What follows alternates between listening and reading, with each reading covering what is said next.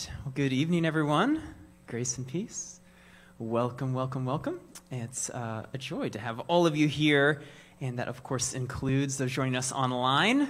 We are so glad to have you with us, and everyone who's new and kind of settling in and, making their way into a new place. I know that can take a lot of courage to come through those doors, so thank you. At some point, we were all new here, so we know what it's like. So it's a joy to have you with us. So we are in, this is part 2 in our new series titled 1 Peter, where we are, of course, simply walking through the book of 1 Peter. And our goal is to kind of try to make it through chapter 1 by the time Advent hits, so right about Thanksgiving. And then we'll kind of hit the pause button for the Christmas Advent season, and then we'll pick back up later. So it should be a pretty thorough, at the very end of this series, boy, I hope you understand 1 Peter. If not, I have failed. That'll just be where we're at, because we are going quite slow. I mean, last week we covered verses 1 and 2.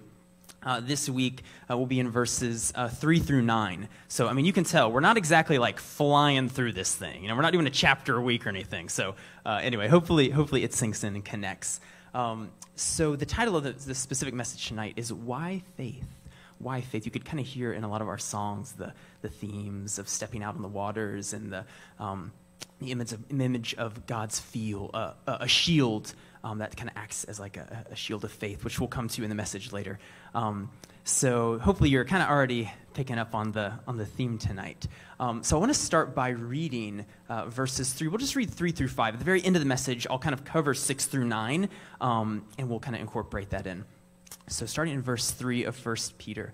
Praise be to the God and Father of our Lord Jesus Christ.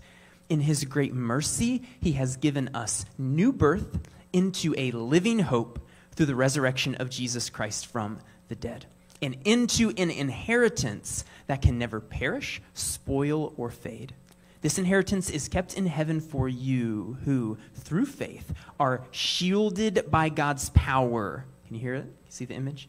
Shielded by God's power until the coming of the salvation that is ready to be revealed in the last time. So anytime we start talking about faith, people, there's, I think, a lot of misunderstandings around this term.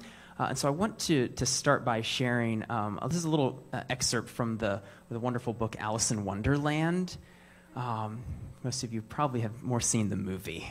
I don't know how many people are like reading Lewis Carroll's original works, probably not. But at any rate, this is a portion from that. Well, I can't believe it, said Alice, or I can't believe that. Well, can't you? The queen said in a pitying tone. Well, try again. Draw a long breath and shut your eyes. Alice laughed. Well, there's no use trying, she said. One can't believe impossible things. Well, I dare say you haven't had much practice, said the queen. When I was younger, I always did it for half an hour a day. Why, sometimes I've believed as many as 6 impossible things before breakfast. This is what I think often people think of faith as. It's like, so basically when something's not at all true, but you just really want it to be so, then you play the faith card, right? It's believing the 6 impossible things. And this is just not the case. I think instead what faith is, because really, if you kind of live long enough, you start to realize that at the end of the day, there's actually a lot of things that take faith. In other words, you can have reasons for something, but you can't put everything in a test tube.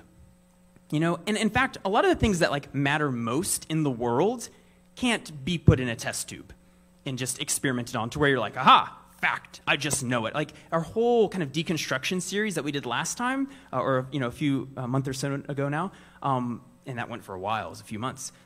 That was touching on a lot of topics, a lot of things, all the most important things that honestly, that society just assumes and runs by. And if those things went away, it would be a disaster. I'm talking about, for example, goodness. Even something as fundamental as that, hey, there's good and then there's bad.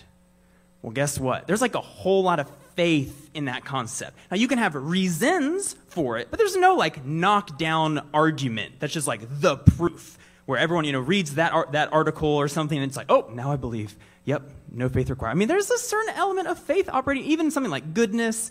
What else? I wrote a few things down. There's, of course, the presence of God. Even the idea of beauty. the idea of truth. There's just all sorts of things that you can have reasons for them, but at the end of the day, there's no like knockdown argument. This will convince everyone. If you were just a logical person, you would believe. It's like, no, so much of what matters in life doesn't play out like that. There is an element of faith. And so I think it's not to the detriment of Christianity. I don't think it's like, oh yeah, religion, how annoying. No, I think it's actually a strength of Christianity that it's just very upfront and honest about this.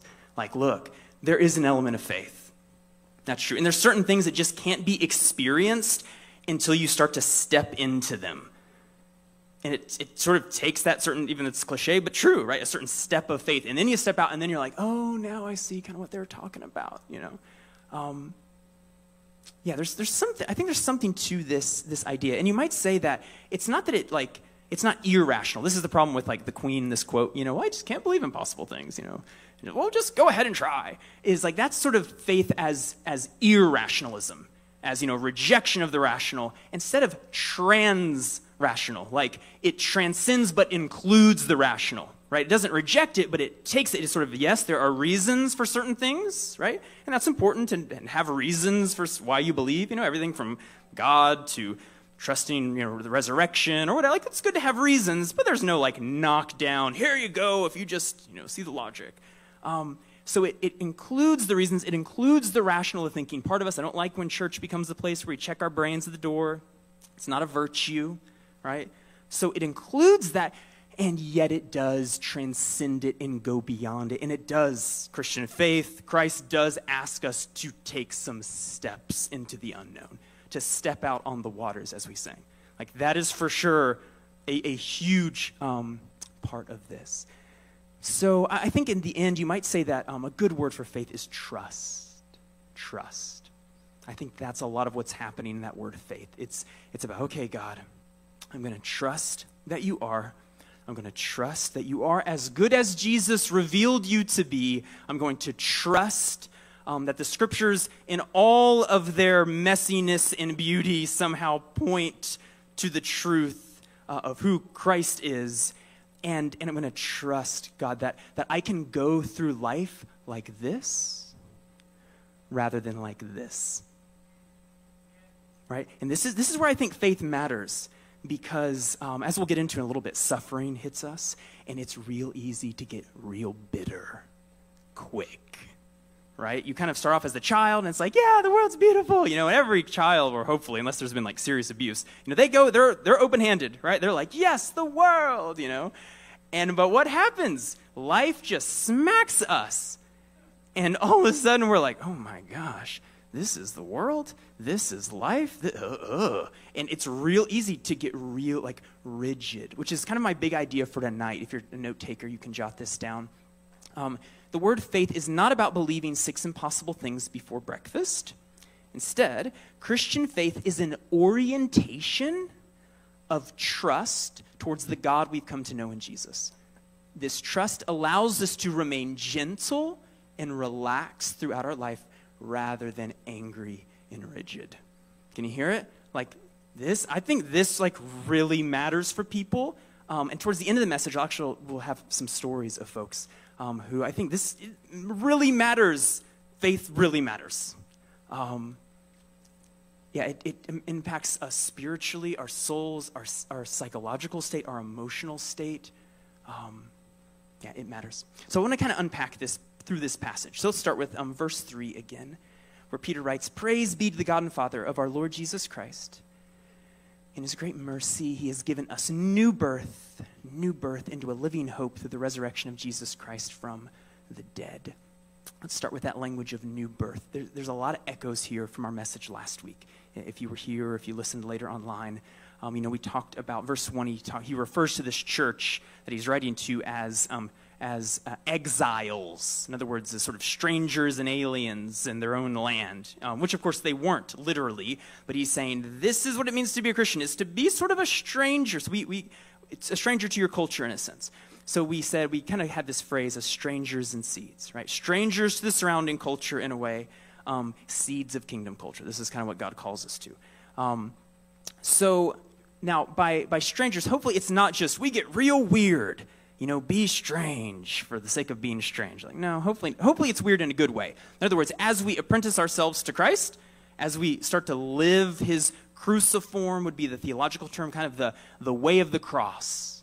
As we learn to live into that way of enemy love and forgiving 70 times 7, grace, justice seeking, compassion, as we live into that, the idea is basically that we start to, well, at times it goes really beautifully, and people are like, that's the most awesome thing in the world. And other times, not so much, right? Other times, people hurt us for it, and then that's where the suffering can come.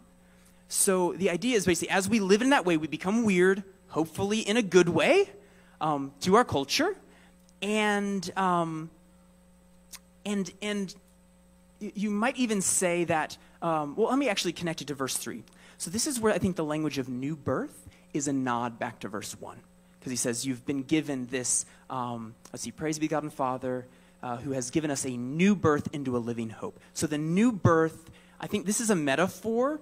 You've even heard it in the culture, born again. It's kind of become this terribly painful cliche in the church, which I hope we can kind of recover and not just hear it as like, oh, weird, But hear it as the beautiful metaphor that it is. Like, if you think of it, a birth, right? It brings you into the world, into a particular family, into a particular region and culture, a place, right? And as we touched on last week, and there's beauty in that. There's a lot of good you pick up, like God's presence, his preserving presence is there in that culture, doing good things. And there's a lot of not good, right? And this is where Peter picks up on this image of a new birth. He's given us a new birth, right? Some of us really need that, especially if you came up from like a super messed up family, right? It's like, yeah, I could use a new birth, It's, of course, it's not literal, but it's this kind of inward, psychological, emotional, spiritual, this just entire transformation that makes us, in a sense, not in a good way, a little bit distant from the culture, right? In a good way, not in a, I'm rejecting my family, or I'm turning my back on you all, you're terrible, But in a, you almost have to be a little bit weird and be a little bit distant to be able to be helpful. Does that kind of make sense? Have you ever found that in your family? Like, to be helpful, sometimes you have to kind of break a few of the chains that maybe held that family culture down, or that region. If you grew up in Texas, there's lots of good in Texas and some not so good, right? And so you've got to kind of get a little bit distant, a little bit weird, so that you can be a helpful, healing presence. That's kind of the image of new birth. All right, but that's not all. He says this new birth does what? Well, in his great mercy, he's given us a new birth into a living hope through the resurrection of Jesus Christ from the dead. Again, all right, what is this language of a living hope? I think it's kind of referring to two things. One is kind of an escape from what we might call the kind of meaninglessness of the cycle of sin. One way I think of sin is often as bad solutions to very real problems, kind of coping mechanisms. And instead of, choosing like healthy, life-giving sort of ways that look like Jesus to, cope and heal from life, we choose like, dumb stuff that we know. It's like, even in the moment, we know, like, this is unhealthy, this is dumb. It's sort of like you, for example, you have a breakup, and what do? You like jump into the next relationship, and it's like, this is not smart. I know it's dumb. I know, but I'm just hurting. And so all of a sudden, now you're in this relationship with this person. They kind of are getting weird vibes. You have weird vibes. Now you're hurting them, right? This is what the Bible calls sin. It's not just like, you did bad, but it's like, it's these unhealthy ways of coping. And so I think this living hope, what it does is it sort of calls us beyond that, right? Out of our cycles of sin, out of our cycles, even just addiction. Addictions are, bad solutions to very real problems. So there's something beautiful about being kind of called out of that. I think of the book of Ecclesiastes, for example, that opens with these words: meaningless, meaningless, utterly meaningless, everything is meaningless. That's sort of the cycle of sin, right? And this is where kind of secular culture is honestly being sort of swallowed up by this right now. It's a huge problem. So we have a living hope. So that's the first thing. Kind of called out of the meaninglessness of sin. I think second, though, it's also about pushing back on the hopelessness of death. right? He said, a living hope in the face of resurrection, or through the resurrection of Jesus Christ. By the way, I see a few of you fanning yourselves. Sorry, the AC broke.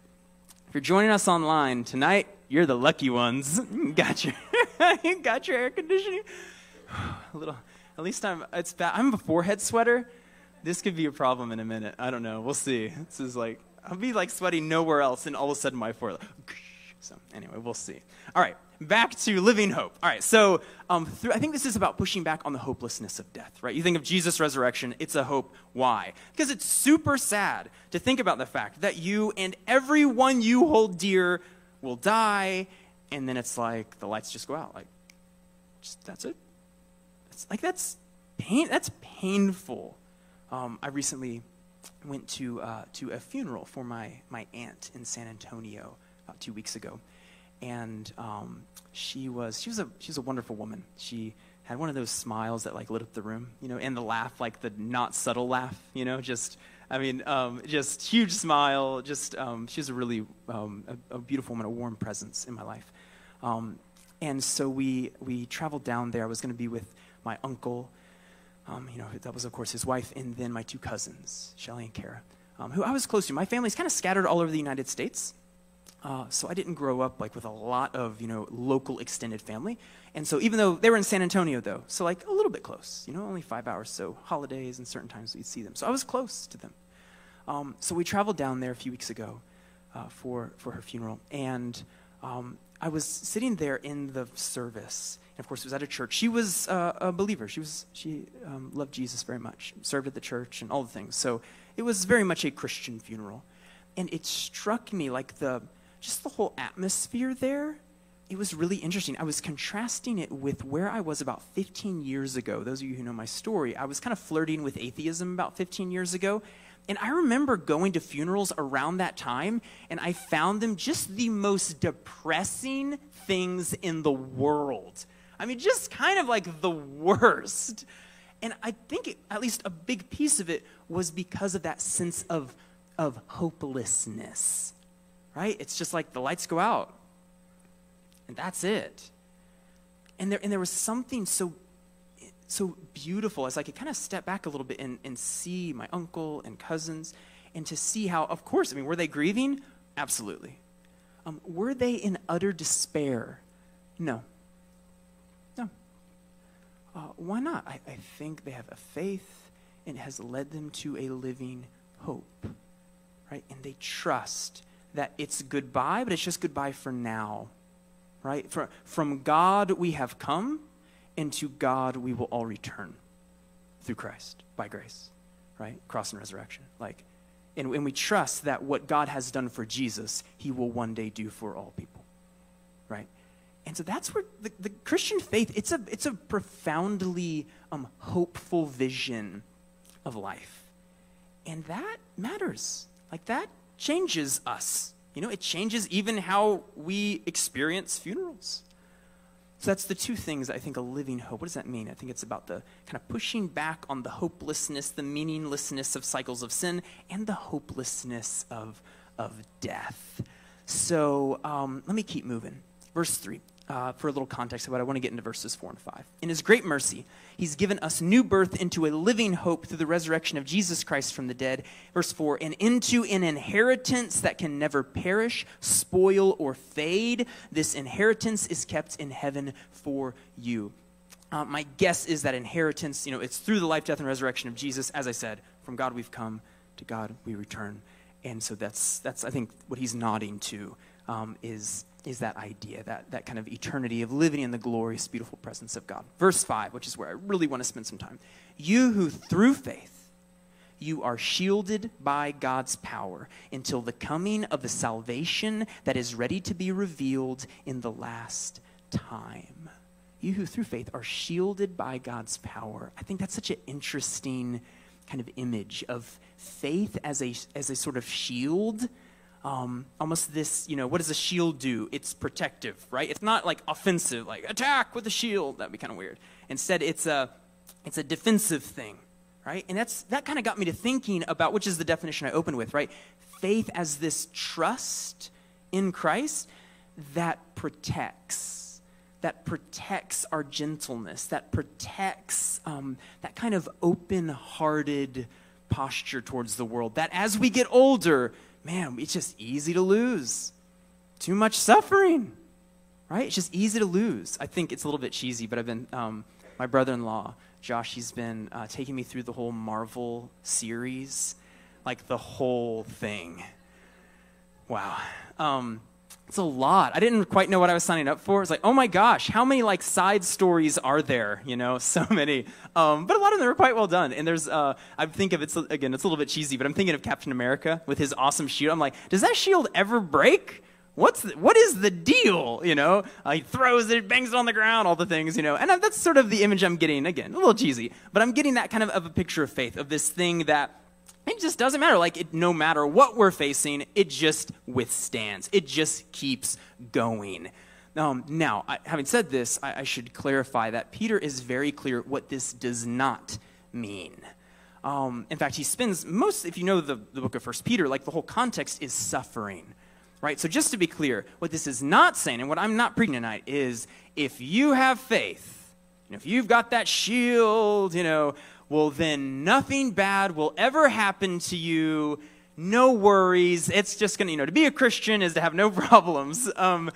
Just to be clear, no, that is not at all what I'm saying. I hear some connection. Yeah, everyone, we know this, right? In fact, quite the opposite. Kind of coming back to the point I made earlier. When you live in this cruciform way of Jesus, the way of the cross, again, sometimes it's beautiful and genius, and it's like, yeah, people just love you for it. And sometimes not so much, And like suffering can come as a result of this. So what he's saying is you who through faith, you're shielded by God's power. It's not about believing in 6 impossible things, but instead it's this orientation of trust. It's this openness, Christian faith, an orientation of trust towards the God we've come to know in Jesus, a trust that allows us to remain gentle and relaxed throughout our life rather than angry and rigid. And sometimes it's not until you suffer that you find out how strong that shield is, so to speak, how deep that faith goes. So I want to share towards the end of the message tonight. I want to share a few stories. One I'm going to share on behalf of the person, and I did get their permission to share, and the other will be kind of an interview style. So I want to talk first about Vicki Ferris. How many of you have met Vicki Ferris? I see a few hands. Vicki is the lady. She always sits right over here. My left, your right. She has the wonderful hair. Tonight it's blue. I think I've seen different colors. It's gone, has it been green or purple? Yeah, some of it. She's just nodding. Maybe that just means yes, all the above. Vicki is wonderful. I got her permission to share some of her story. Because I've known Vicki for many years now. She knew me when I was like little guy. We went to the same church way back in the day. And then we kind of had lost touch for a long time. But so a few months back, I went to her apartment, heard more of her story, kind of catching up on our missing 25 years or whatever. And, Vicki, she's a very special lady. She has, but she's suffered. She, right now, she has Parkinson's disease. Thus the walker that you see her come in with. It's also why she's kind of here, like here twice and maybe not here on a Sunday, because, the way she described it, she has some good days, and then she has some bad days, and then she has some terrible days. And she just, she can't be here. But when I was chatting with her, she was sharing about how so she lives alone with her dog, Little Brother. That's his name. I thought for sure it was a nickname. Nope, that is his literal name. Little Brother, get over here. So cute. And so she lives alone, And it was over a decade ago. Her son, Drew, he passed away, tragically. Then just a few years ago, her ex-husband, who she was still very close to, his name was Wally, he passed away. So she has one daughter who's still kind of local, but that's it. And so I was talking with her in her apartment, just like, what's your experience like? Because I'm kind of seeing her, little one-bedroom apartments over there by Wiley High School. I should mention we have a few people. Mariah's one. I see the Piersmans here. They rotate picking her up to get her to church. You guys are awesome. Yeah, give her a hand. That's beautiful. So I'm in her apartment, and I'm seeing it, and I'm thinking, like, wow, this is like her place. Like, spends a lot of time here. And she said, Brett, it hasn't been just until the last few years that like living alone, experiencing Parkinson's, kind of getting worse at times, that it has forced me, it has pushed me deeper and closer to God than I have ever been. And she said, sometimes I'm sitting there in my apartment, she said, and it just, the thought kind of comes to me like, what is this? Like, here I am, I'm sick, I'm alone, like, what is my life? He said, but then the thought, it just comes to me, wait a minute, I am never alone. I'm never alone. God is with me. And she said, that thought encourages me so much. She says, I've never spent a day alone in my life. And now what is that, right? That for her, that's not some airy-fairy concept, right? Like, for her, this matters. That's called faith, trust, an orientation of trust that helps to keep her gentle, open to life, open to you all, open to God, instead of rigid and fighting and bitter and why me, and it just keeps her open, right? Vicky, we love you. We're so, so glad that you're here and a part of our community. So, so glad. All right, for our last story, I want to bring up a dear friend. Some of you may know her. It's been a while. Nikki Parker. So let's grab these chairs. Thank you. Yeah, give her a hand. Give her a hand as she comes up. Yeah, maybe just right here.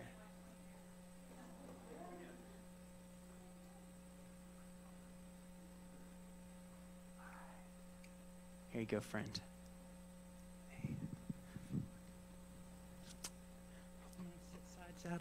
Yeah, that's fine.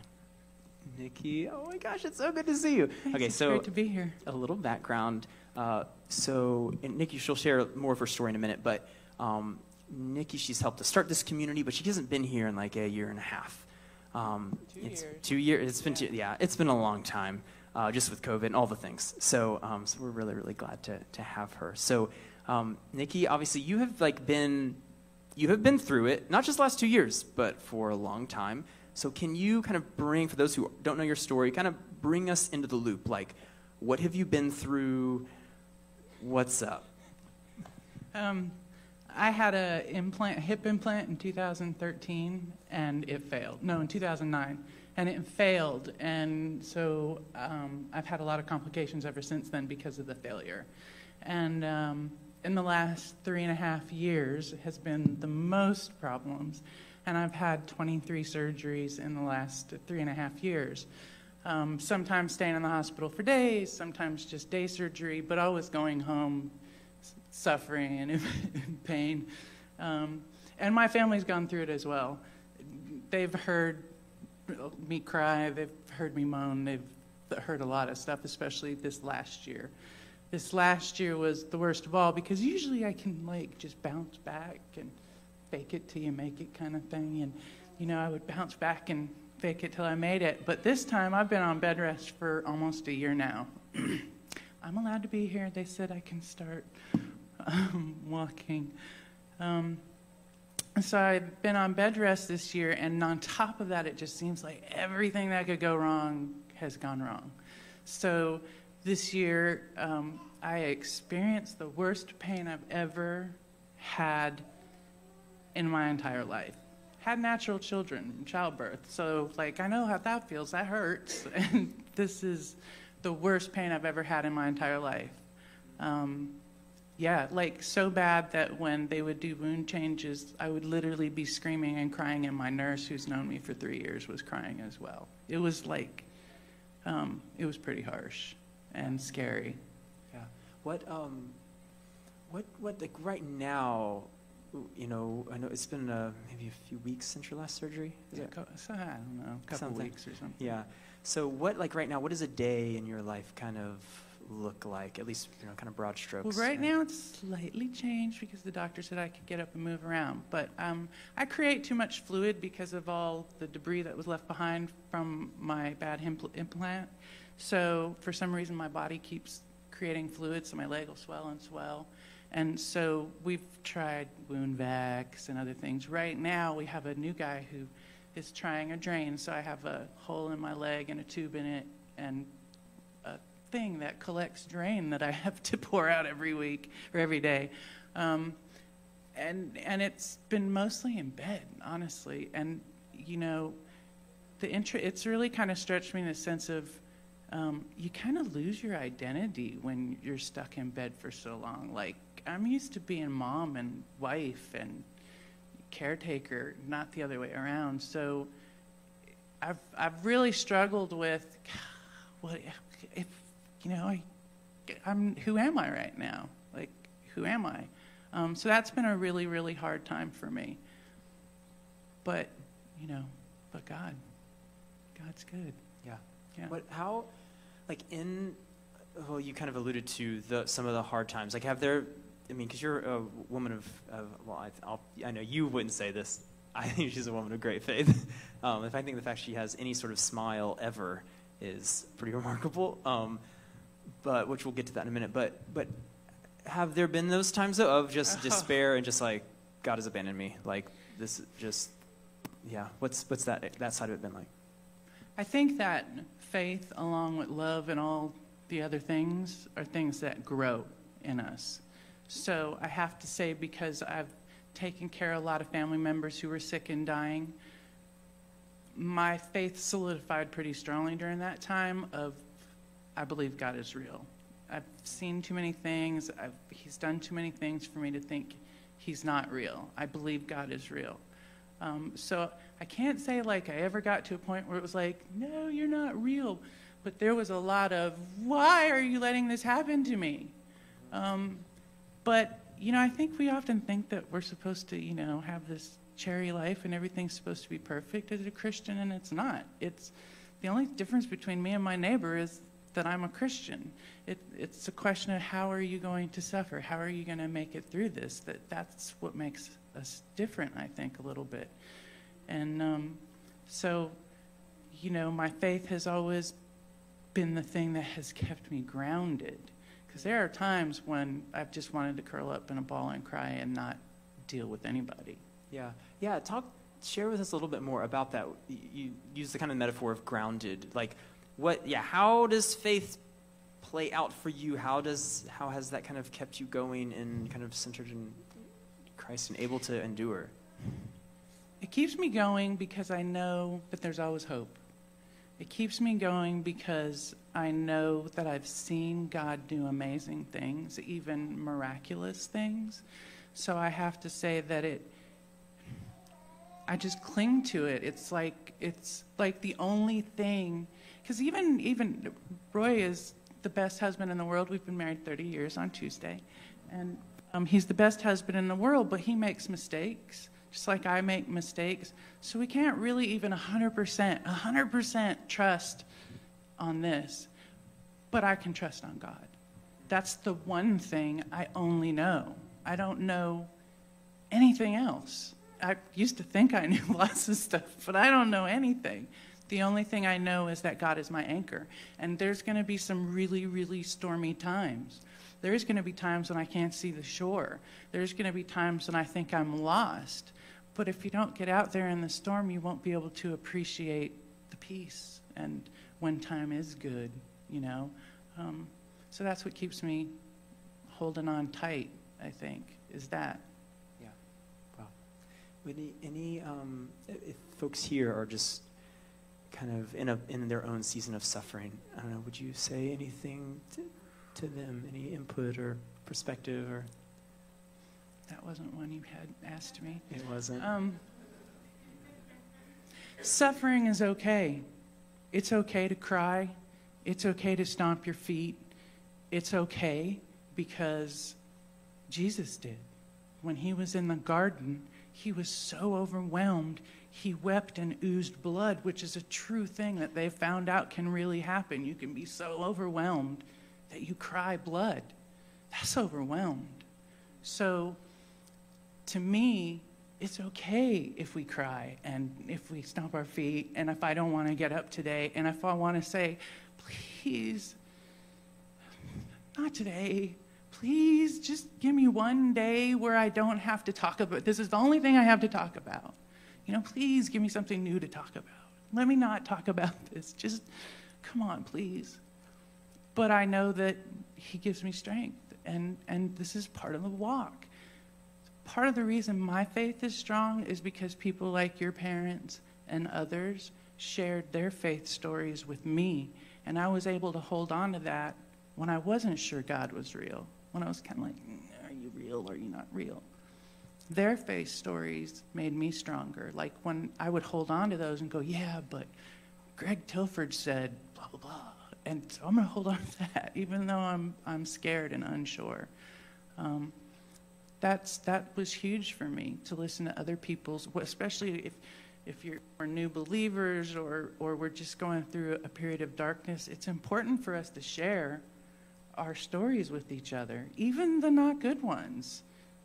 We need to, because I need that to help me. So, yeah, your family. Yeah, Nikki, we love you. You're Thanks, a great Brett. soul. Like you're great. I'll give her a hand.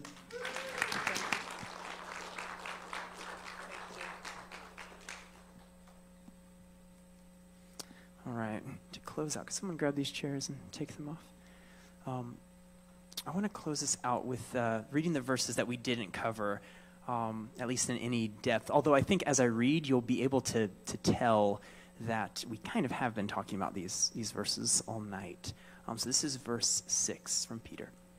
In all this, you greatly rejoice, though now for a little while you have had to suffer grief in all kinds of trials.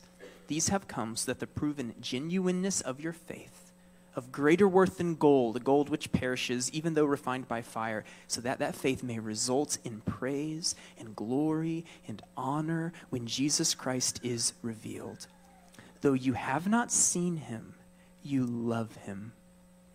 And even though you do not see him now, you believe in him and are filled with an inexpressible and glorious joy. For you are receiving the end result of your faith, the salvation of your souls. Will you pray with me?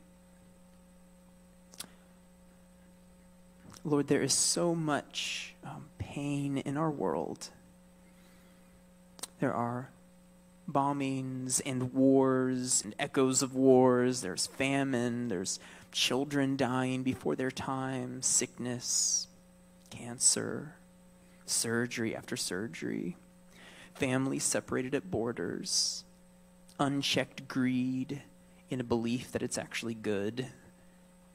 God, in so many ways it looks like sometimes your kingdom is not coming, that your will is not being done. And yet it is to that world that you have called us to be like children, innocent, faith-filled, present, bringing healing and hope through our very presence. It is to that world that you have called us to be like teenagers again, energetic, hopeful, believing it can be better. It is to that world that you have called us to be like adults, wise, matured by suffering, mellow and open-hearted to whatever comes, knowing that you are with us and that we will conquer because your kingdom will in fact be established. Your will is an inevitability, for you are the source of everything, and to you everything returns. As surely as the sun rises and the ocean waves recede, help us, Christ, to trust again. Give us faith. Amen.